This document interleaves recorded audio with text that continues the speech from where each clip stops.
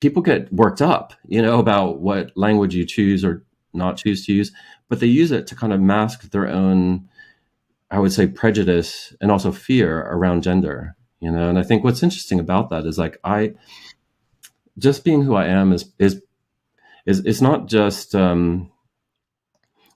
me existing. It's also a political statement, and within the queer community too. It's like you can't look like that and identify the way that you do.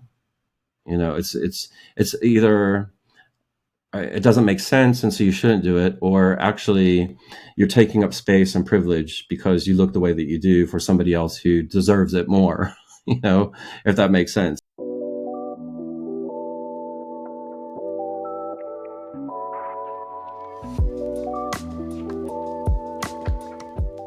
So thanks again for accepting the interview. We know each other because I've taken a few photos of you. I think so far we've done 3 photo shoots together. So let's start with the beginning.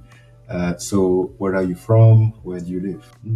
What brought you to the UK? The simple answer is love. Somebody asked me that question just this week, in fact, and so that's typically the answer that I give. So I was here working 19 years ago almost, and by fate ended up meeting my now husband. So we met, fell in love, and I was able to move here with my work 11 months later. So that's the primary reason I moved. What do you do when you don't model? I like to express myself creatively, and one of the reasons for that is because my work tends to be quite cerebral. And so I think it's important to do something quite tangible with my hands. Of course, in the summer, some of that is like gardening. For me personally, though, it's about making things. And so, I took off my jewelry, but actually I made this necklace, but jewelry, and also like to make clothes. And then professionally, I work as an independent consultant and coach, researching and writing a book. I sit on a couple of boards. I help run a charity. So I'm quite focused, I would say, around my work. In essence, my work is essentially around either human performance or identity. And in terms of human performance, it's really thinking about how we show up and interact in the context of business or work. So I might work with leaders or teams or organizations around how they perform. I think from an identity perspective, I work quite a lot in the area of inclusion. And so sometimes those two things intersect. So for example, I might work with a coaching client who comes from a community of difference. That's important because identity is part of their story and their narrative, and how it kind of shows up in terms of how they're able to perform and show up in a work context. And it features in the research I'm doing for the book I want to write, but also in my charity work as well. What decided you to model? And how did you start, actually? Yeah. It's so interesting because I also have talked about that recently, and people ask me, and I was like, and it all starts with you in a way, because we met at a festival, and I remember the conversation specifically because we were having a chit chat, and you said, I'd really like to take your photograph. And I was like, what? What? I mean, it wasn't that, I remembered it as the gist, not the exact conversation, I would say, but I was like, what do you mean? And then you were talking about your work, but also your then more kind of not just a hobby, but beyond that, but something that you did aside from work. And I was like, wow, how interesting. And I thought, yeah, why not? I mean, I enjoyed our conversations, but also our connection. And I thought, yeah, let's see if what it would be like. And because to be fair, what's interesting is like most people you meet, they're like, when you want to take their picture, they're like, oh no, that's you kind of shy away, or it's like reluctance, or a bit of like, oh yeah, selfies are fine. I've been kind of the opposite my whole life. I'm like, I love to have my photograph taken. And some of it is like the creative process. So I've always had, I would say, friends in my life where we, just for fun, would go out and take photographs of each other or things like that.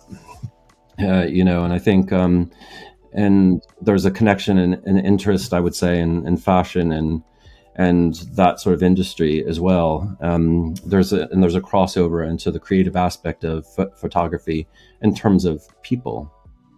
and that kind of thing. And so it's been a bit cursory. I think then being in the front of the camera piqued my interest, and then had somebody else, kind of ask if they could do something similar. And then really how it got going was last summer. I was taking a creative break from work, and I thought, as part of that, I really wanted to say yes to a lot of stuff, and things I wouldn't normally do. And so it just happened that other photographers were getting in touch, typically through Instagram, and said, can I work with you? And because I was in that mindset, I was like, yes, why not? Try it. And I think it really fed also my desire and need at that time to think, how can I do something that's different from what I normally do, to potentially kind of test this idea, if that you act creatively, that it will impact on your own way to think and innovate and that sort of thing.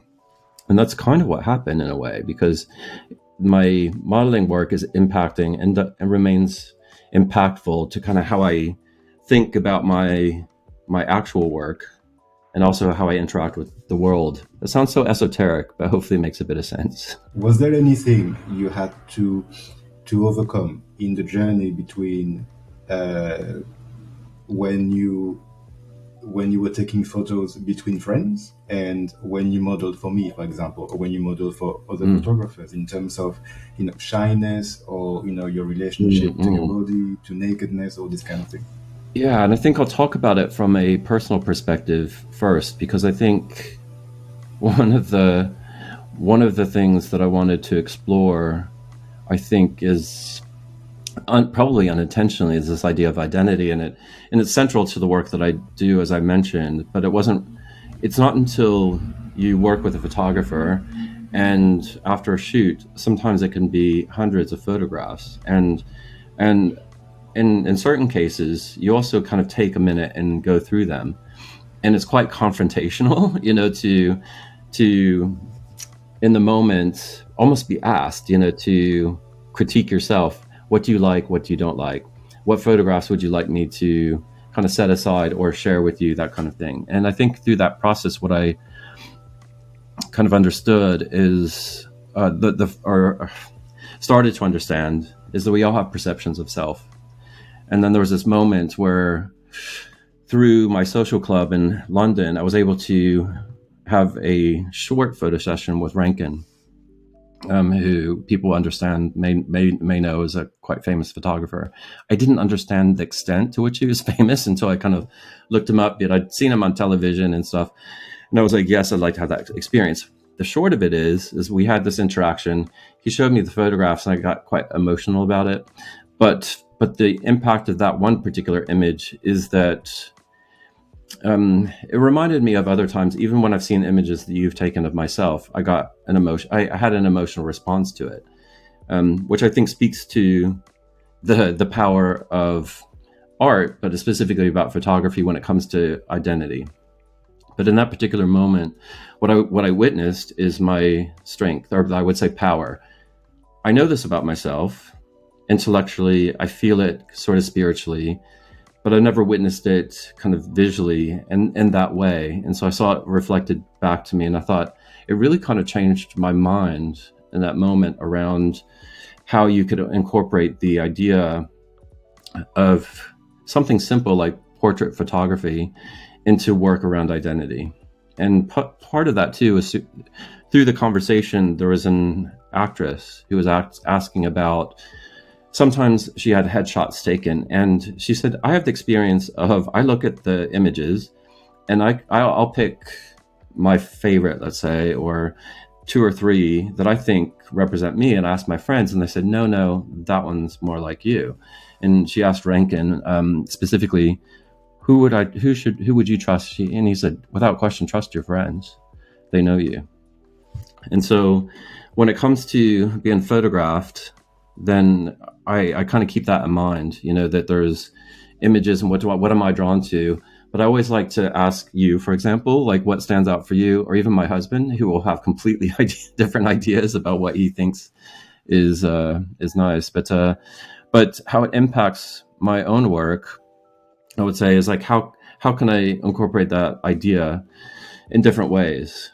a simple example is into a workshop. If I have a workshop about identity, of course, there's a lot of talking and kind of group work around that. But wouldn't it be interesting, to have space to have your photograph taken and have that reflected back to you in that context? So there's that sort of intellectual stimulation, I think, that's happened, and something that I'm continually exploring. I think the other part of it is quite personal, in that I think art in particular, but in this case, we're talking about photography, you can use it as a mechanism to challenge your own boundaries. And for me, as a queer person, I think, and how queer people are typically represented artistically in the mainstream media, even, or in the general collective consciousness of humanity, is that, and also somebody that looks like me, that has a male body, that my nakedness is seen as extreme, sometimes. Whereas women, let's say, is less so. It's more common, it's more accepted, exploitative, things like that. And I thought, well, why is that? And what would it mean if I kind of stepped into that space and took my clothes off, for example, or was provocative in the way that I chose to work with photographers to create imagery. There's an eroticism on this whole scale, that we kind of think and talk about. So I'm curious about that. And so that's also something I want to choose to explore, as part of my kind of creative journey in that sense, so there's that range. Just a couple of examples purely around identity and this idea of exploration about what that is, but also kind of personal experience and how can you push boundaries, your own, but also those in society when they're confronted with your naked body, let's say. How do people respond to that? Yeah, that's one thing I'm really aware of as a photographer, is to create a climate of trust where the model knows that this is a safe space where you can be yourself. It's not because you take your clothes off that you're in danger. Really, we're here to create something artistic. In some ways, there's a certain comfort level that I have with you, because there's this slight unspoken trust, because and also I inherently just trust you, so I never felt that level of discomfort. The only thing that I felt was more internalized, and that kind of shows up regardless who I'm with. I think with others, I think I'm probably a little bit more, I wouldn't say guarded necessarily, because I think I'm just one of those people that, one, I don't mind, different levels of unclothedness, let's say.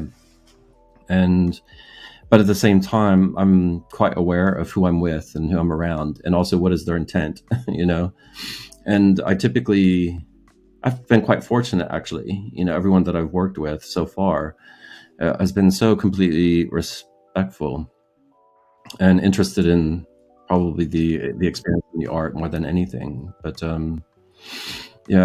but I think my only reservations come with my own sort of hang-ups about how I look or how I present myself. What's your favorite image of yourself? Gosh, big question. Just one? So what are your favorite images of yourself? I probably naturally go to about 3, and I think and the contexts are very different, so I think that's probably why. So one I already mentioned, the image that Rankin took, and it's for that very specific reason, and I think it's about the experience, but also the outcome that, as I described it, so I think I'll never forget that moment. But also, how could you, when you actually witness your own power in that way, like strength. So I think that's important. I think there's a series of images that we did at the beach at Littlehampton last year, you and me together. And I always there's quite a few in that series, but there's just one or two in particular that I think capture my personality, but also the spirit of the day and also I felt really good about sort of my body that, at that point in time. And so I think, and when I think about a photo shoot and just also an experience, it felt like a perfect day. And so I think that was sort of captured in the image. And so in some ways I can't separate the image from the spirit of what it captures. So that it felt really special. So there's one in particular where I'm just kind of between the dunes and my little Speedo. And there's a certain an intensity of the light, but also tension that I'm exhibiting, but also kind of the surroundings, everything together. I thought it was quite a perfect image. And then probably the third would come from probably, again, maybe a portrait that was taken by somebody called Isa. And probably the reason for that is, again, it's like studio, it's more the lighting, and also this incredible calmness in the moment that caused my kind of face to relax, but also I would say my spirit to open. Because I remember those images coming back, and I was like, after the first couple, I had to stop because I was like, Isa, you are a fucking witch. I was like, how did you manage to kind of extract my soul in that way? Because I was like, wow. I was like, I don't remember being that vulnerable, but that's kind of what happened. And I think that's maybe the connection between the three, because I think what we created together is a space of such openness that there is vulnerability in all of the images that we created. I think in those moments, for whatever reason, that image with Rankin and again with Isa, there are moments of vulnerability. And I think that's when our, what the image captures is our true essence. I just had a realization. That's the key. Shoot on the beach. I also felt it. Oh my God, I feel like I'm seeing you, really. And that's the thing I love is when I have a chance to capture the model rather than my vision of the model. And that's why to me it's so important to create that sort of safe space when the model feels free to be themselves. Yeah, because even I remember one image that you captured as I was changing, and it was like a not modelly moment, but there was still power in the image. I felt, and I think so that kind of speaks to that what you're saying too. Yeah, because you can still capture the presence and the energy of the moment. Really, that's what I like. Is there anybody else on your list in terms of photographer or even other model to work with? Oh, good question too. Because I think the power of social media sometimes is you do get connected to different people. So there's certainly people that I've met on Instagram that I want to work with. I mean, because there's a guy out of LA, and he has incredibly soulful images that I just think are quite special in that sense, and it's like, so that he's one. Somebody that I've met from Vancouver also that has a very distinct style, that's quite moody and dark, and I found really intriguing. And I've agreed to work with this guy too, who's doing a very specific project, and it's all done virtually. And it sounds so. One of the reasons why I'm so intrigued by it is because you use your phone, and there's an app, so it's all done by AI. So remotely, you basically set up your phone, and through the app, he kind of controls it and can take the images. So you're modeling, but I don't completely understand it. But I'm like, I understand it intellectually, but I'm like, how is that going to work artistically? And I'm just so intrigued by it, and I think that's what draws me a lot of times to work with somebody, because it's different, or somebody I know, and that you can go deeper every time, so those are, so it's a more general answer than there's not anyone specific necessarily, but there's a few people I have my eye on, but I'll just go with the flow. But also interestingly, Yeah. I mean, what I'm also curious about is because we've talked about it, and you've actually helped me think through a bit of equipment because I'm moving soon to the countryside, away from the big city and where everybody kind of tends to work. What I'm curious about is what would it feel like to photograph myself, not just with a selfie, but in a more, I guess, professional way. What would that feel like? So another photographer I want to work with is myself. What attracted you to the to be part of the St Sebastian, and not just be part, but to model as St Sebastian? I think initially, if you ask me for help or want to work on a project, the default answer is like, yeah, of course. I want to be involved, because I think I admire you and your work and what you're doing. And I think as you kind of described it a little bit more and understood where you're coming from and where you're going with it, as I mentioned before, what I'm intrigued by is difference, or like doing something that creates a bit of challenge to me intellectually or physically or that sort of thing. And while I didn't completely know, how things would play out, I think I was like, well, I completely trust you and your vision, and I think as we kind of talked about too, that it was part of this bigger idea, that fit into kind of your business and what you're trying to do and your the artistic nature of what you're trying to create, let's say. And I thought, how interesting to be part of something that's not just a photograph, but fits into this bigger story or narrative about what you're trying to create. There's that element. And then also, as you kind of talked about it, and I learned a little bit more about the person, let's say, and the concept of creating a modern narrative around what people typically understand as San Sebastian. And I thought, it fits, it's modern, it's interesting, and why not be part of something and try and create something like that. Yeah, I'm really grateful that you accepted, because I'm not saying that because I'm talking to you right now, but I thought that the fact that you identify as non-binary, I thought that would make San Sebastian even more modern. Because for those who don't know, San Sebastian is sort of like a gay icon. He's always represented as a victim. But the St. Sebastian we recreated is the one who stands up for themselves, really. And there are two versions of the image. There's one where he has a shield, and another one where he actually fights back. And that's my favorite, actually. And I got this idea. Actually, I've had this idea for like 15 years.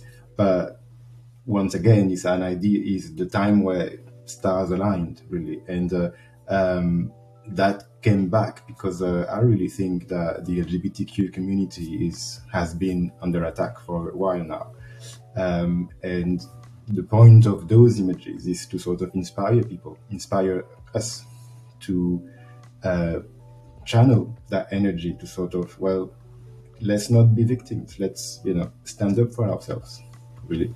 And I also love the idea that, as you said, even though you have a very muscled male body, but you also identify as non-binary. So that's really modern and different. One of the things, because we're going into LGBTQ plus History Month, and I've done a bit of research and even a talk last year, and I'm doing another one this year around queer history.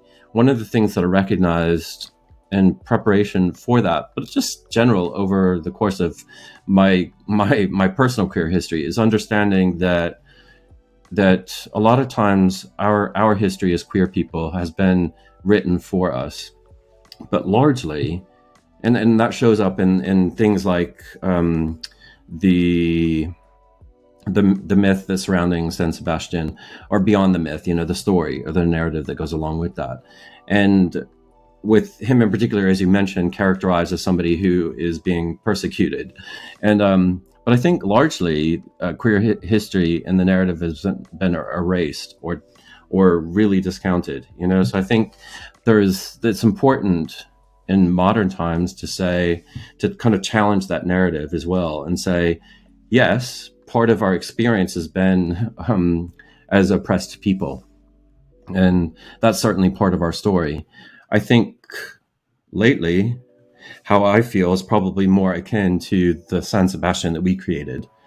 Beyond defense, but also offensive. And I don't mean that I'm interested in fighting a war, with arrows and swords and such. But I think it's more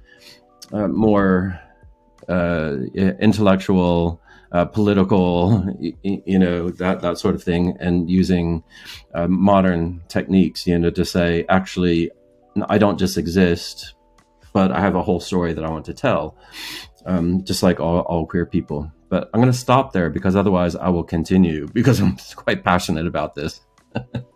When I was preparing for this interview, I was wondering about the coming out process as non-binary or as genderqueer, as you said. Is it the same, or do you experience it as different? I've been out as soon as I understand the language around what that means. And it was just probably because I was at just off of a 3-day meeting with a lot of queer people. So we're talking about a lot of stuff. So I was just saying, I was recently telling this story a couple of times already as we're speaking. But again, it was I was talking to a couple of non-binary people from the US, and we're kind of trading stories. And I was like, as somebody who now is in my 50s, I didn't even know the word non-binary until I was in my mid-40s. It never even occurred to me that there was something outside the binary. Of course, I was exposed to the idea of somebody being transgender, but even in those terms, it was binary.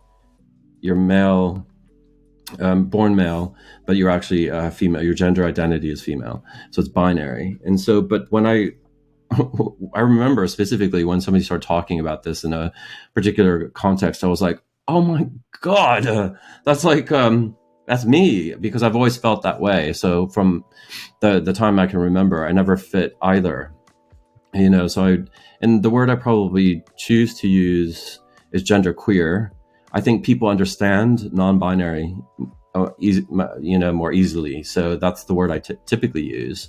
But yeah, so I think as soon as I heard that word, I started, certainly at work, I talked about it openly. I think over time I became more open about it with friends, family, that kind of thing.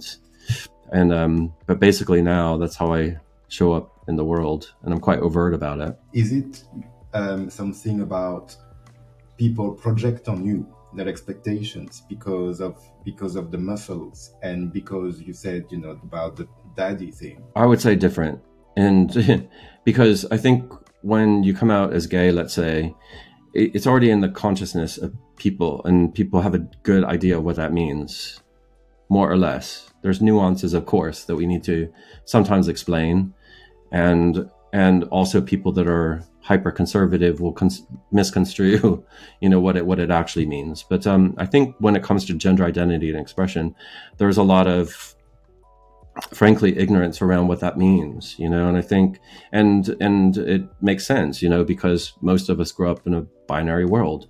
That's the way that the world is set up. And so I think there's a few complications. One is just simply, I'll tell someone, I'm non-binary, my pronouns are they, them. And it's like, okay, okay. I'm not, you can see it register. Like of course I want to be supportive, but I'm not really sure what that means. And then the range is also from and this is mostly from, I have to say, within the queer community, somebody will look at me and say, you shouldn't use that language, or you're not, because you can see from my Instagram handle, Muscle Daddy, I spell it with the I because I think also there's a reclamation sometimes of language. So the word daddy, I think we've even talked about this as a state of mind. But people get worked up, about what language you choose or not choose to use, but they use it to kind of mask their own, I would say, prejudice and also fear around gender, and I think what's interesting about that is, like, just being who I am is not just it's not just me existing, it's also a political statement, and within the queer community too, it's like you can't look like that and identify the way that you do. It's either it doesn't make sense and so you shouldn't do it, or actually you're taking up space and privilege because you look the way that you do for somebody else who deserves it more. If that makes sense. It feels like there's with coming out as gay, or even, for example, in my experience, I identify as a Black gay man. So these are all boxes that already exist. But I think for gender identity, there are no boxes. And maybe that's what freaks people out. Yes, because the expectation is if you're genderqueer or non-binary, and I mean I've experienced this, and it's not everyone, but the projection is that, well, you must look somewhere in the middle, so, and you can't present as masculine unless you're born female, and then if you present as masculine and non-binary, that makes sense to me, because there's something in the middle. I have one of my best friends who's also non-binary. They were born female and present very feminine, long hair, often with makeup and presentation, everything. And we have conversations about this all the time, and people get so confused when they see us and we talk about our gender identity when we're out socially, because it does come up and people are like, what? And it could be incredibly frustrating as well, because I think where I am at the moment is like, I couldn't be more out. I couldn't be more queer. If I could be, I would be, but I can't, and I think I'm very overt about my pronouns and everything, but it's rare that somebody will use them, but also they kind of ignore it and kind of treat me how they perceive me, as male, probably gay. So that's fine, and stuff. So it can be exhausting, I think, because I think coming out as gay was easy, relatively speaking, because people either like, that's great, you fit here, I can categorize you. And of course, then there are the haters who are like, gay's bad, that sort of thing. I think with gender identity, there's so many people that are still kind of figuring it out or trying to understand it, and I think we're not yet in the collective consciousness space where there is this recognition that gender is a construct, so you don't need to look a certain way, or act a certain way to be genderqueer. Yeah, that's what I wanted to ask you also. What do you think is the way forward in terms of, being more accepting of people's gender identities? Yeah. And I was just on a 3-day meeting where we're talking about data collection of essentially sexual orientation, gender identity in the context of the field of STEM, science, technology, engineering, and math. And part of the reason behind that is because data is a way to support narrative or story or understanding of different people. When it comes to gender identity, even from a data collection point of view, there's typically a very narrow sort of window. Either you're male, female, non-binary, and sometimes other. But in fact, what those in the room who identify as genderqueer were talking about, and one in particular was working in this organization in the US, and they're quite open and inclusive, and they had I think 27 different gender identifiers that you can choose from. And she said that's not even exhaustive, but that's kind of what we have now. And she said part of it is because we work with students, and the students are very demanding, and they're like, I want to see me represented, and which makes sense, when you're young and full of energy and that sort of thing, you can be quite demanding. But I think it just speaks to this idea of that the reality is gender as a construct, but gender as a concept is infinite. There's not binary, there's everything in between and beyond, and something like no gender, agender, and I think so it's basically possibility. But when we grow up in a world that's quite binary, to get your head wrapped around that, I understand, and I have a lot of compassion and gentleness for the world that we have we have a way to go. Well, I think race is the same as gender, really. So yeah, these are all constructs, really. I guess in very general terms, it's going to take a cultural revolution in a way, because as I mentioned, I grew up in a world where there were two options, and that's it. And there were very strict codes about, and we're all recipients of that, particularly in the gay community. If you're at all effeminate, you were penalized for it, because you look that way. You must only act within these parameters, and so I think the general solution is kind of a revolution in terms of how we think in our culture. I think, though, I subscribe to some of the commentary that you'll hear from poet and speaker and comedian and performance artist Alok Menon when asked about how can we support the trans community. I consider myself trans as somebody outside the gender binary. And what's interesting is their answer was, I don't need your support. I know who I am. I show up in the world just as I am, and that's kind of how I exist. What I'm doing is working for your liberation. And I think this is the mindset shift. So the cis, in particular, like let's talk about straight white cis men, because they have like this narrow box about, like, and most of them like are into it. I'm going to fit in there. I'm going to act in a certain way and be successful. But I think what we're talking about is liberation for everyone, because how oppressive must that feel? Even if you don't feel like it, in order to succeed or to conform or to be noticed or seen, you have to act within this narrow parameter, which is ridiculous, And if you're seen outside of that norm, typically it's fine if you're gay. You can be a designer, you can be a hairstylist, you can be creative, and you can even be a CEO like Tim, what's his name, at Apple. We've kind of moved, yeah. But even within that, I think we have this narrow view of what is acceptable and what's not, in terms of gender norms. Let's say, what would happen if there weren't any? There were no constructs that we've created around gender. How liberating would that be? For all of us. But I'm speaking in slightly esoteric and big idea terms. I think the immediate next steps are really about how do we create more awareness and understanding that gender is a construct, something that we've kind of made up and overlaid onto everyone. Yeah, well, talk about it. I think, in my opinion, it's really about sharing our experiences, and that's the whole idea behind not just Unapologaytic, but this very podcast is really to just create a platform for us to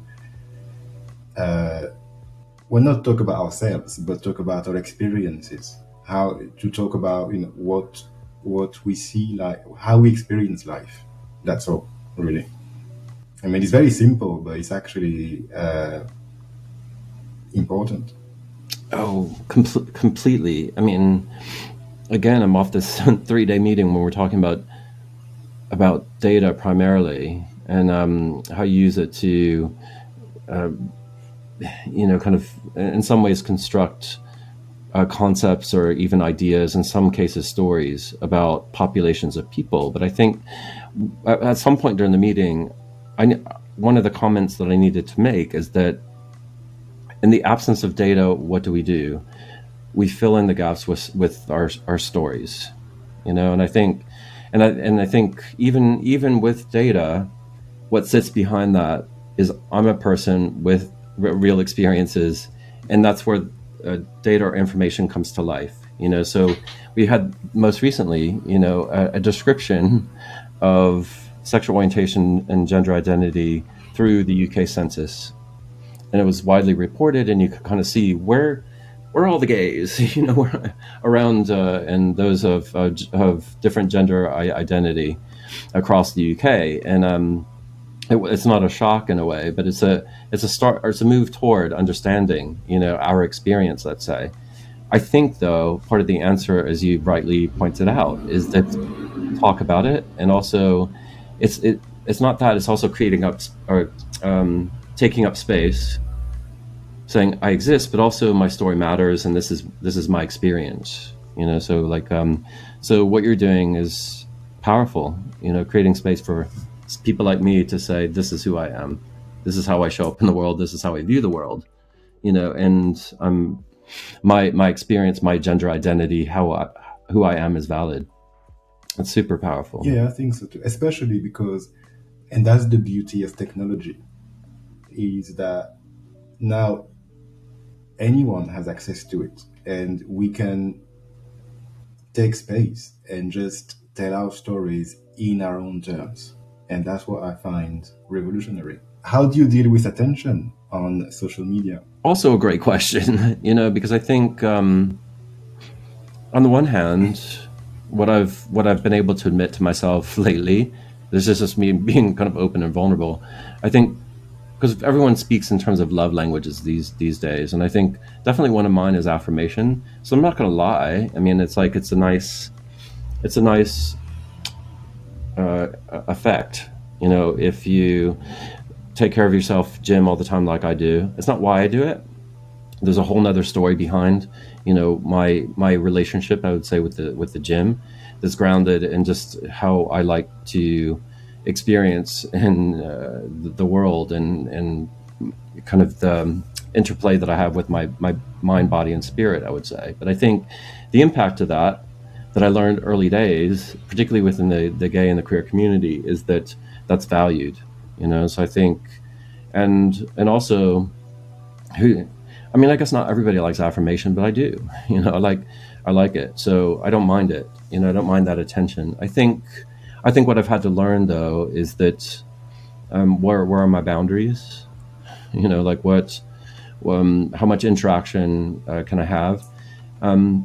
But I think I tend to err on the side of positivity and also good intent.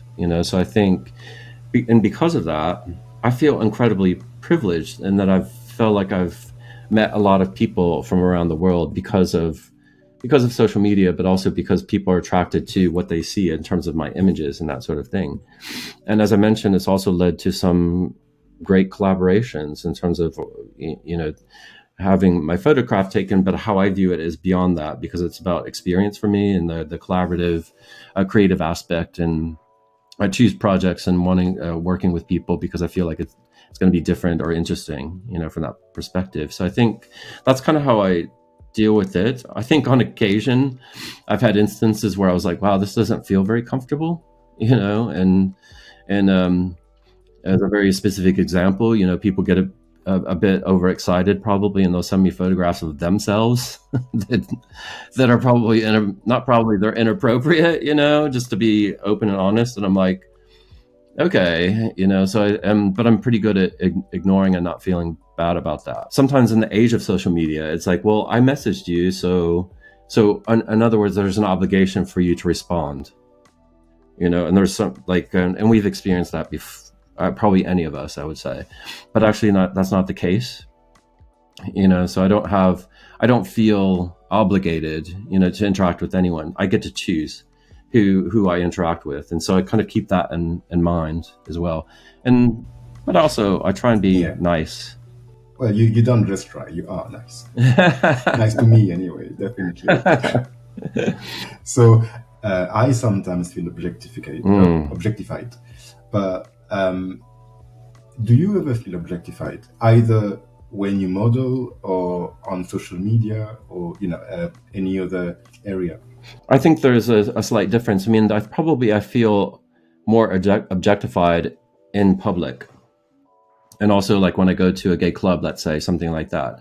And so I think my boundaries, and also I have a heightened sense of awareness about who's around me, how they're looking at me, that sort of thing, because I think there's probably a higher incidence of discomfort, but also inappropriateness. And it's the worst when you go to a gay club, because there's this there's this sense that, well, you don't have your shirt on, let's say, so I can touch you.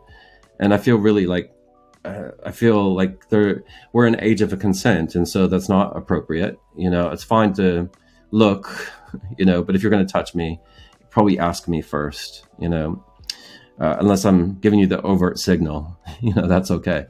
But I think the difference, on social media and having my picture taken is I feel much more in control.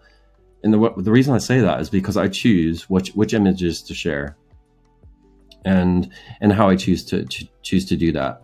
I think probably slightly less control by photographers, but also that I only work with people I trust, And I've seen the images, and there's nothing that I've ever done that I would be like, oh my God, please don't share that, So I think there is that element. I think then, as I mentioned, there's an element of healthy objectification.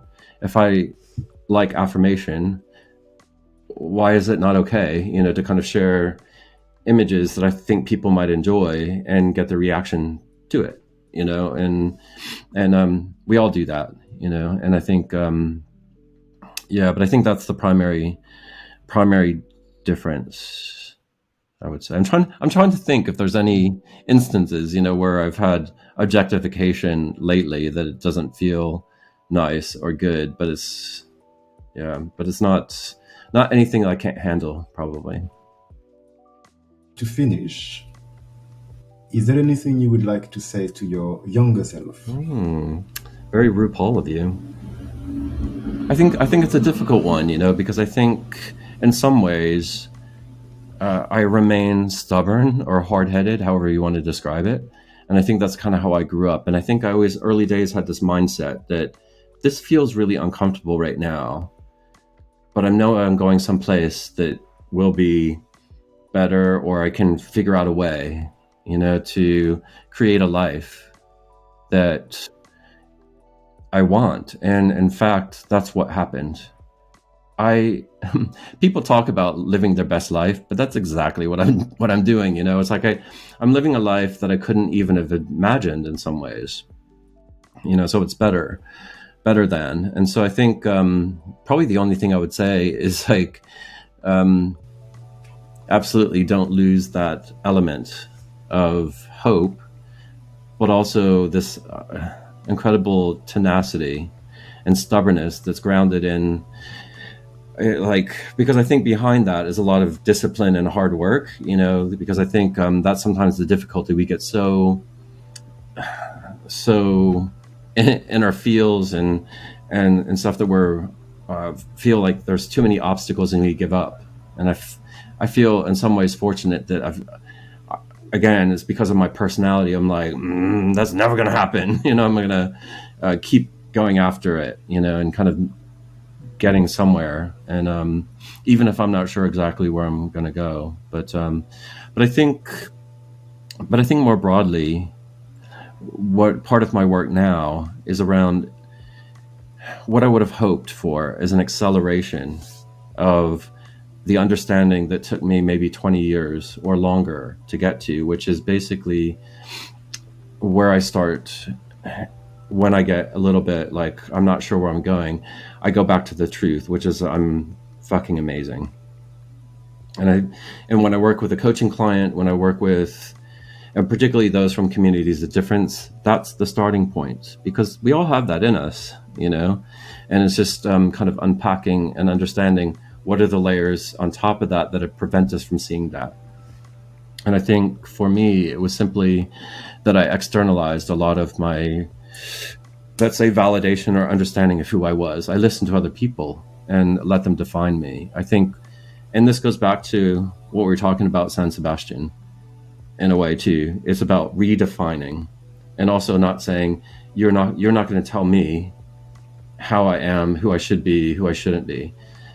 We all have this inner knowing and inner awareness of why we're here, and it's incredibly powerful. So I think if that's the one thing I'd probably change, if I could accelerate that, getting to that point where I was like, actually, I'm here for a reason. I feel confident in that, and so I don't need to look to other people Yeah, yeah, that's probably what I would say. That's a very nice way to finish. Would you like to say anything else or share any parting thoughts? I mean, just to say thanks for having me. I mean, how refreshing and also quite therapeutic it is, to have space to talk about these things. And I think, yeah, and I think my hope is that as you continue to create spaces like this, that people benefit from hearing what other people have to say, but also remember we can create spaces for like that for ourselves, to listen, to understand. I also believe that it's by talking that we'll be less scared of differences. Yeah. Incredibly relevant and important and true points. Yeah. So thank you so much. Thank you, thank you, thank you. Thank you.